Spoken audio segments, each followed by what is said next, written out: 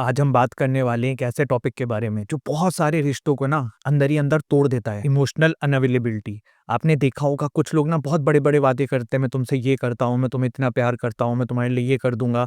लेकिन उन लड़कों को जब आपके साथ एक्चुअल में खड़े रहने की बात आती है ना, आपको इमोशनली समझने की बात आती है ना, वो भाग जाते हैं। वो आपको ड्रामा बोल देते हैं, वो आपको टॉक्सिक बोल देते हैं, वो बोलते हैं आपको रोंदू। अचानक से ना वही लड़के डिसअपेयर होते हुए नजर आते हैं। मे बी आप साथ में हो लेकिन तब भी साथ में फील नहीं कर पाते हो। आज की इस वीडियो में हम बात करेंगे 10 signs of an emotionally unavailable man. आगे बढ़ने से पहले अगर ये वीडियो आपको एंड में अच्छी लगे, don't forget to subscribe us. Number 1, surface level conversation only. कुछ लोग ना आपसे तफरी करेंगे, खूब सारी बातें करेंगे, दुनियादारी की बात करेंगे, अपनी सारी प्रॉब्लम्स आपको बता देंगे। लेकिन वही बंदे ना, जब आप उनसे कुछ डेप्थ बात करो, आप उनसे हार्ट टू हार्ट कन्वर्सेशन करने की कोशिश करो, वो अपने फ़ोन में बिज़ी हो जाते हैं, वो उस बात पे इग्नोर कर देते हैं, आपकी बातों को समझते नहीं हैं। ऐसे लोग ना इमोशनली सेफ नहीं होते हैं आपके लिए। दे fear depth because depth demands honesty. Number 2, inconsistency रखना उसके बिहेवियर में।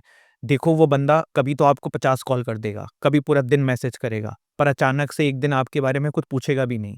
आपकी लाइफ में प्रॉब्लम होगी, उसे फ़र्क भी नहीं पड़ेगा। एक दिन इतनी बड़ी-बड़ी बातें करेगा कि आप उसके लिए इस दुनिया में इतने इम्पोर्टेंट हो, आप वो हो, आप ये हो, लेकिन जब कभी फिर आपको ज़रूरत होगी, फिर गायब हो जाएगा। कभी आपको एक्सट्रीम क्लोज़ फ़ील कराता है, कभी आपको एक्सट्रीम डिस्टेंट। एक्चुअली में ना ऐसे लोगों के इमोशंस कन्वीनियंस के होते हैं, रियलिटी के नहीं। नंबर 3, वो आपसे सब कुछ एक्सपेक्ट करेगा, लेकिन जब आपकी बारी आएगी ना, वो गायब हो जाएगा।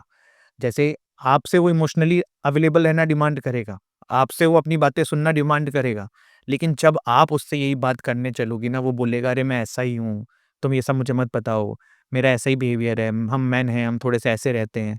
ये सारी बातें वो आपसे करने लगेगा। को वो बोलेगा, "डोंट ओवरथिंक, इतनी ओवरथिंक क्यों करती हो?" और 4th, he runs away from difficult conversation. देखो, रिश्ता तभी अच्छा है जब अच्छी बातें भी हो और बुरी बातें भी हो। जो चीज़ रिश्ते में एक-दूसरे को तंग कर रही है, आप उसको वो चीज़ जब बोलने जा रही हो, उस कन्वर्सेशन से वो भाग जा रहा है। वो हार्ड कन्वर्सेशन का पार्ट ही नहीं बनना चाह रहा है। ऐसी चीज़ें जहाँ पे उसको रियलिटी चेक मिले, वो उसका पार्टिसिपेट ही नहीं करना चाह रहा है। लोग ना इमोशन से नहीं, अनकंफर्टेबल कन्वर्सेशन से भागते हैं। जहाँ वो गलत साबित हो जाएँगे, ऐसी कन्वर्सेशन से भागते हैं। Number 5, vulnerability is weakness for him. वो अपनी पास्ट, अपनी प्रॉब्लम्स, अपनी चीज़ें आपसे शेयर नहीं करता है। आपको वो अपने ट्रॉमास, उसकी लाइफ़ की समस्या, ये सब ज़्यादा डिस्कस नहीं करना चाहता। और वो ऐसा इसलिए नहीं करता है कि उसको आप पे ट्रस्ट नहीं है।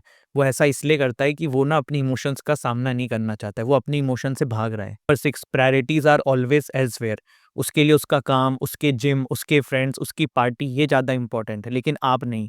आपके लिए समय नहीं निकाल रहा है। पूरी दुनिया के लिए उसके पास समय, लेकिन आपके लिए कोई समय नहीं। रिलेशनशिप ना तभी ग्रो करती है जब आदमी मेंटली, फिजिकली, इमोशनली हर तरीके से इन्वेस्ट करे। लेकिन फिर अगर सिर्फ औरत ही इन्वेस्ट करती रहेगी ना, तो वो रिश्ता फिर कहीं नहीं जाने वाला है। 7th, he doesn't know how to receive love. आप उसे प्यार करते हो, कभी-कभी आप उसको बहुत एप्रिशिएट करते हो, कभी-कभी आप उसको लार्जर देन लाइफ फील कराते हो, लेकिन वो सब चीज़ें ले ही नहीं पाता है। आपने कुछ उसके लिए प्लान किया है, आप उसको कुछ करने जा रहे हो, बहुत ही अनएक्सपेक्टेड रिप्लाई उधर से आ जाता है, बहुत ही हार्श रिप्लाई आ जाता है, क्योंकि ऐसे लोगों के लिए इमोशन एक बर्डन है।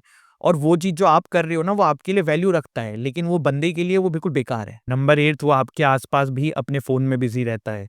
देखिए, ये बात सुनने में बहुत छोटी लगती है, लेकिन एक आदमी ना फ़ोन में दुनिया देख रहा है, फ़ोन में रील्स में दूसरी लड़कियाँ देख रहा है, दूसरा परिवार देख रहा है, लेकिन उसके सामने जो बंदी है ना, वो उस पे ध्यान नहीं दे रहा है।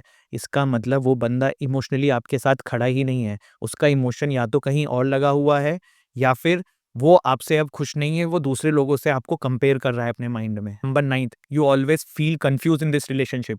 आपको लगता है कि मेरी ही कमी है। आपको ये लगता है कि यार सामने वाला बहुत बिज़ी है, वो लाइफ़ में बहुत स्ट्रेस में है, बहुत परेशान है, इसलिए समय नहीं दे पा रहा है, उसके ऊपर बहुत ज़िम्मेदारी है।